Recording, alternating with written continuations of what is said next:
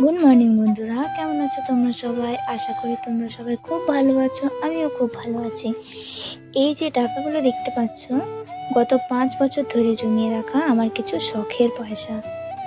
তো আজও আমি সেই ডেলির মতন ভাড়ে কিছু পয়সা জমাতে গিয়ে আমার হাজব্যান্ড বলে, দেখা যাক তোমার ভাড়ে আজকে কত টাকা জমেছে, দেখা যাক। তো আমি বলেছিলাম আমি ভাড় ভাঙতে চাই না। তো সে আমার কথা রাখার জন্য ভাড়কে হুবহু করে এক একটা টাকা বার করছে, দেখার জন্য কত টাকা জমেছে।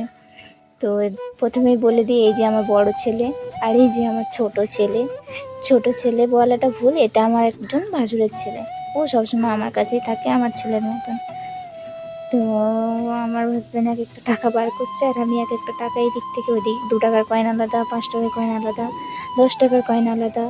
তো যখন আমি প্রথম এই বাড়িতে বিয়ে করে আসি, আমার শ্বশুরমশাই আমার হাতে 10 টাকার কিছু কয়েন আর একটা ভাঁড় দিয়ে বলে, বৌমা তুমি এই ভাঁড়ের মধ্যে কিছু কয়েন জমাবে। আমার তো প্রতিদিনই কিছু কয়েন আসে কাজের থেকে, তো তুমি এই কয়েনগুলো জমাও। তো তখন থেকে আমার খুবই ইচ্ছে ছিল যে আমি অনেক বড় ভাঁড়ে টাকা জমাবো। তখন একটা ছোট ভাঁড় ছিল। তো আমি কি করেছিলাম, যে ভাঁড়টাকে মাটির নিচে পুঁতে রেখেছিলাম। একদিন আমাদের বাড়ি মাটি তাড়তে গিয়ে সেই ভাঁড়টি ভেঙে গিয়েছিল। তো আমার হাজব্যান্ড এই যে ভাঁড়টা দেখতে পাচ্ছ, এই ভাঁড়টা এনে দিয়েছিল আমাকে টাকা জমানোর জন্য। তো ঠাকুরের দয়ায় বলতে নেই, ভাঁড়টার আমি অর্ধেক অর্ধেক ভাঁড়ের টাকা জমাতে পেরেছি।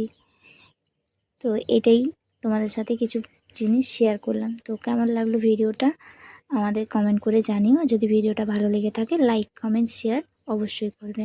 চলুন, নতুন আরেকটি ভিডিওর সাথে দেখা হবে আবার।